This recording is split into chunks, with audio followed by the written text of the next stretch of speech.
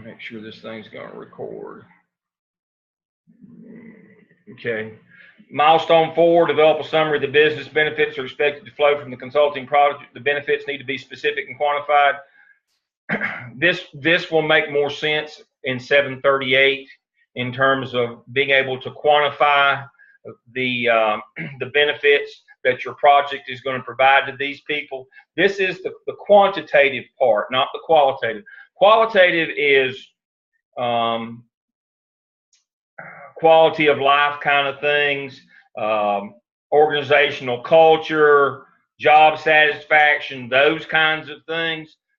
The quantitative results that we're expecting are something that's measurable, like financial, that you make more money, productivity of employees is increased, more clients served, more impact on the clients is measured by them getting a job or not being a recidivist. I've got Katie, one of mine that just finished 738 with me. She's working on a project to stop recidivism in the prison and penal system. And so her measure is going to be fairly simple. One, how many people come to the program? Two, how many of them reoffend or don't reoffend? So her quantitative is going to be fairly easy. Now, there's a lot of other qualitative benefits that these folks may get out of her program. But milestone 4 is about quantitative things that are measurable. It goes back to 16A. Do you remember case study 16A about the CAN, the organization in Austin, Texas? That's basically a clearinghouse for nonprofits, and they're trying to develop a way to measure those nonprofit their effectiveness. Well, you had qualitative and quantitative, and it's hard sometimes to quantify things in terms of the homeless shelter, you can count how many people come, but it's hard to gather impact on their lives until you do some qualitative work where you do interviews and observations, and they tell you that my life has changed. I'm doing better. I've got a job. I've repaired relationships with family members. Those are all qualitative things. What we're looking for this semester is what identifiable benefits is your project, your consultancy project, going to have on your organization that are measurable in hard numbers by accepted metrics for that organization, for that business. Money is an accepted metric in terms of whether you lost money or you made more money or you raised more money. That's an easy metric. How many people you served. So the first thing that you've got to do in this project is talk with the people that are in your consultancy company, in that company, that organization you're partnering with, and say, all right, what's important to this organization that is measurable? What is that metric? An easy one that we all understand from the school business is schools get a state report card, and it has. And I tell my students in the master's program all the time, whether you agree with it or not, that's your internal context. That's the things that matter. Well, there's a lot more to school than just test scores. I understand that. There's a lot of qualitative things to school. But the quantitative things that we can see and measure, the state has determined those for us.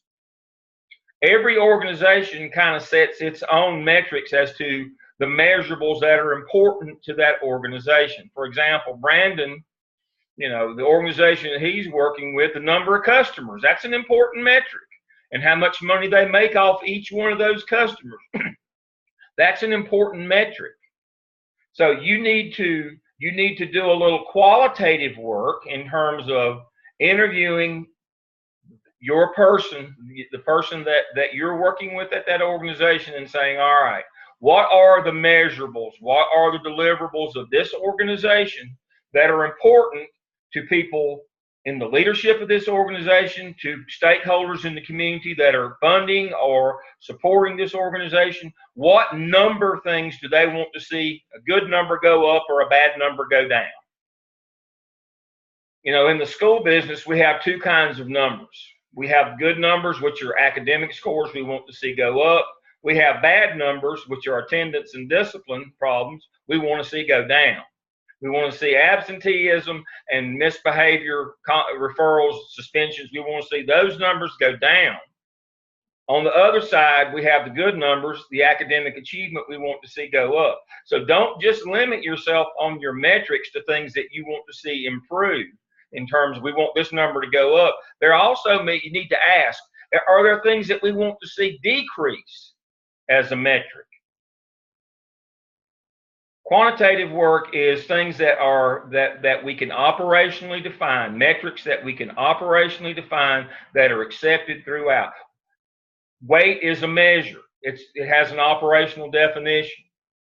We could get into gravity and all the Earth's pull and all those things, but we all understand a scale measures weight, and it's constant and it's accepted. That's a metric. What metric in the business that you're working with? What are the metrics? What are the good numbers they want to see go up? Excuse me. And what are the bad numbers they want to see go down? Quantitative work is from things that are measurable, metrics, tests, scales, those kind of things. But many times, in order to know what numbers you're trying to gather, you have to do some qualitative work. Qualitative is interviews and observation, where you gather information, and that will guide you to the quantitative numbers that you're trying to have an affect on. That's why I said this milestone is really out of place right now, because we haven't spent a semester learning the difference and learning the subtleties of qualitative and quantitative. It's obviously much more involved than I've given you tonight, but I don't want to overburden you tonight with that. So job one is talk to your person that you're doing your consultancy with at your organization. Find out at least two things. What are the good numbers and what are the measures that we would like to see go up? What are the bad numbers that we'd like to see go down? And from there, you can start to figure, this is what I want to do for this organization. This is how I plan for it to impact those numbers, either up for the good ones or down for the bad ones. So that's what you do in milestone 4. Obviously, a lot of that depends upon the content of your consultancy. What are you trying to do with them? But that's where you start, is by interviewing your person, doing that qualitative piece, and then that leads you to your quantitative piece. All right. The benefits need to be specific and quantified. That's what we do in quantitative work. We talk specific numbers. We want to see a 5% increase in this number. We want to see a 7% decrease in that number. Here are the numbers. 5% represents, this number is 100. A 5% increase would represent 105 as our goal. Now, you can set short and long-term goals. You can set a goal and an indicator of success. Now, we've talked about that before. I introduced that to you. Remember the relationship between a goal and an indicator of success. The goal is where we're going to go long term. We're at 50, we want to be at 100 long term. We're here at 50, we want to be here at 100 long term.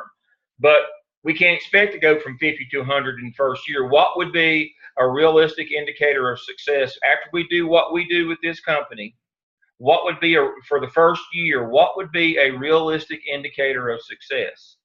Well, if you're at 50 and your goal is 100, a realistic indicator of success would be no more than 2 standard deviations. Well, we hadn't done 738 yet, where I teach you what a standard deviation is.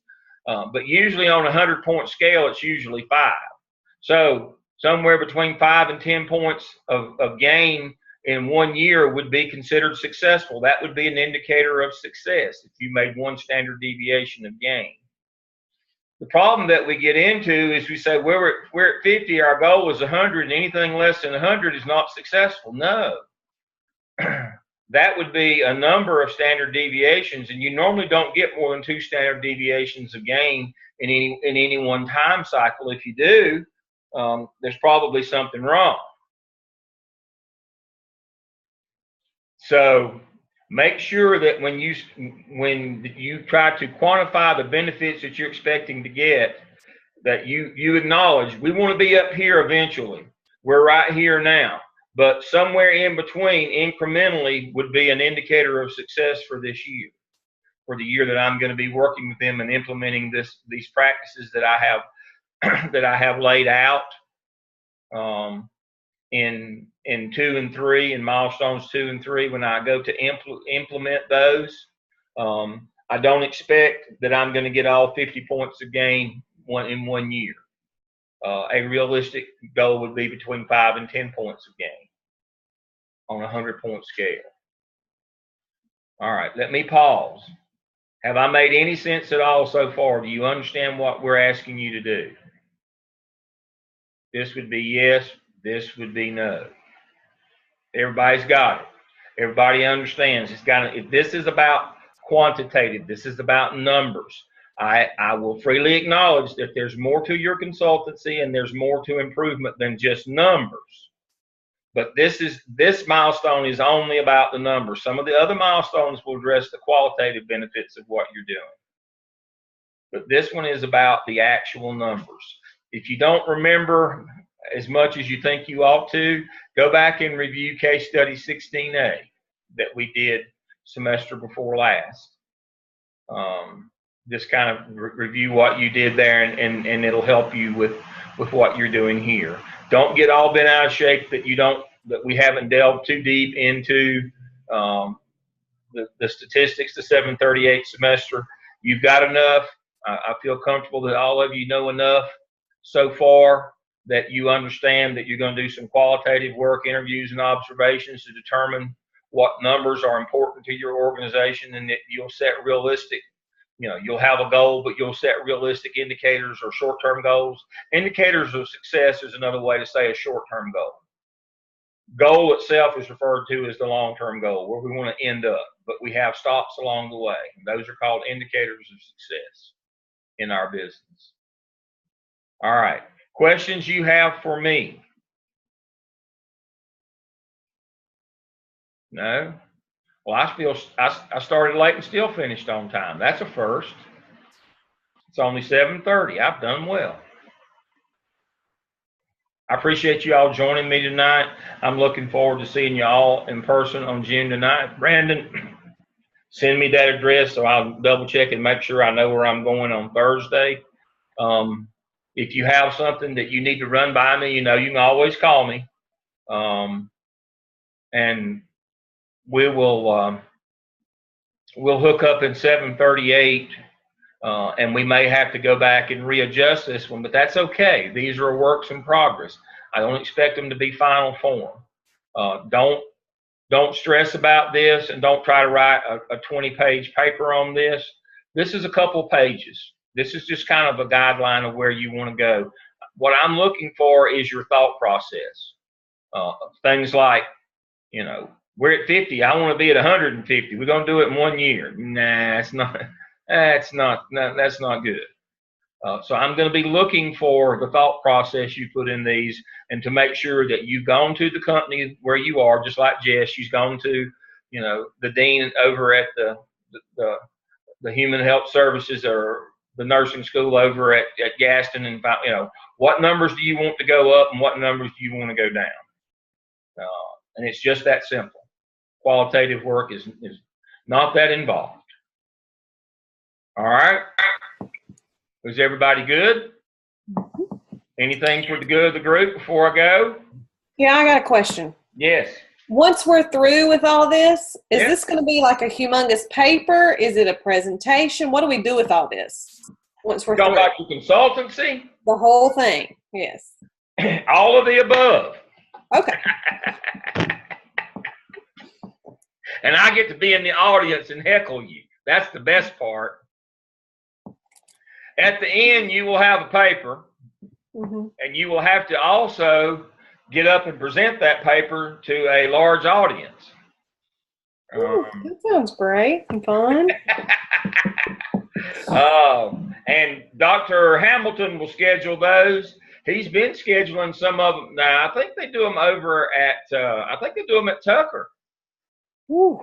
And just whoever comes by in off the street. Sometimes they get some dignitaries to come in and see these. Sometimes some of the people from, especially if you work at the college now, they have people like from your department come in, or your dean, or the provost stops by every once in a while. Lordy. Is this what they're doing on Saturday? I don't think he does them on Saturdays. Okay, I thought they said they would have some people presenting some.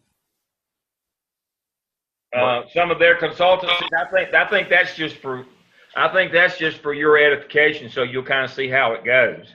I don't know that that's their actual presentation. I think they're just going to have them come back and present some. Of course, it could be, but all I've ever seen is they advertise and they go over to Tucker and present, or they advertise and they go to Charlotte campus and present. But yeah, you have to have the written paper, but you also have to do a presentation.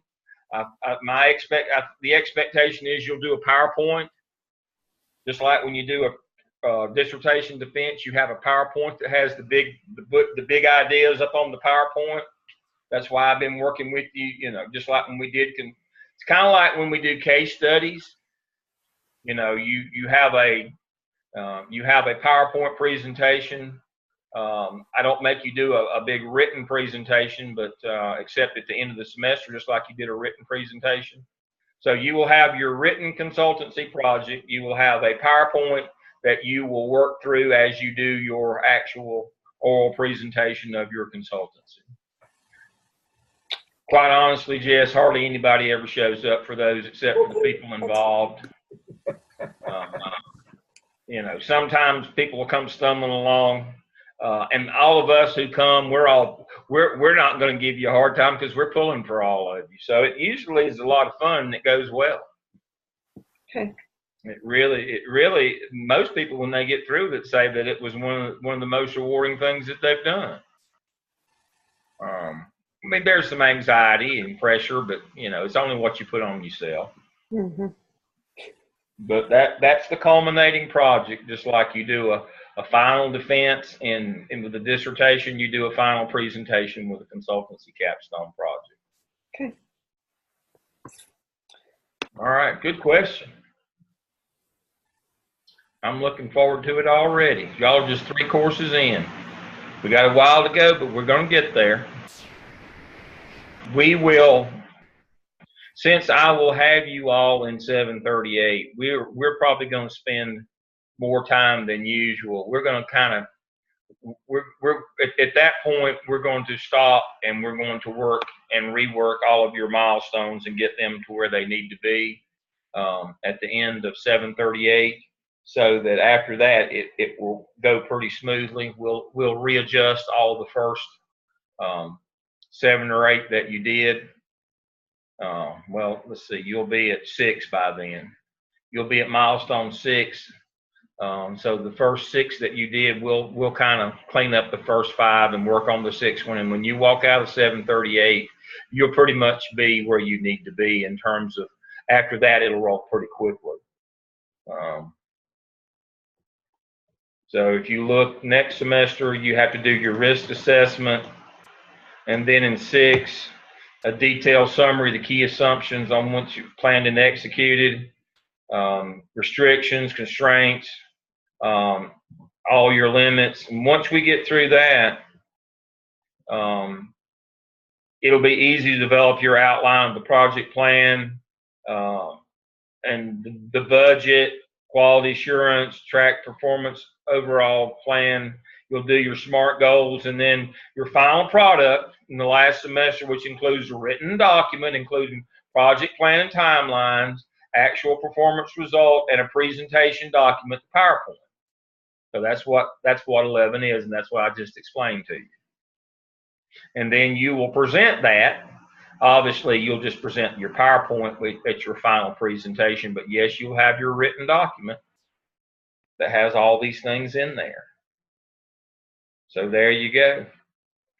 But once you get through milestone 6, the rest of it just flows pretty easily, because we'll fix it all up in 738 and make sure it's all sound research-wise. In 738, we'll fix it all up, flesh it all out, and then after that, it's really easy. It goes really smoothly. The first 6 are the issue. As you can see, 7 and 8, 9 and 10, and then 11 is just putting it all together. But 6 is kind of, and that's why we put 738 where we do. That's where you get it all polished up and where it's sound in terms of a research document by the time you leave 738. The rest of it's really easy. It just rolls right on through after that. So it's kind of like you're in the dark until you get to the 5th semester. But hopefully it's not too dark for you. But yeah, we'll spend time there. All right. David, are we meeting? If so, is there a meeting number? No, there's a link, David. I sent it to you. All right. Anything else? All right. I'll see you on the 9th. Y'all have a good weekend, a good day at your DEOL lab day on Saturday, and I'll see you next Saturday on the 9th. Thank you. Bye-bye. There's David. Hey, Dr. Lamb. How are you? Hope you're doing well.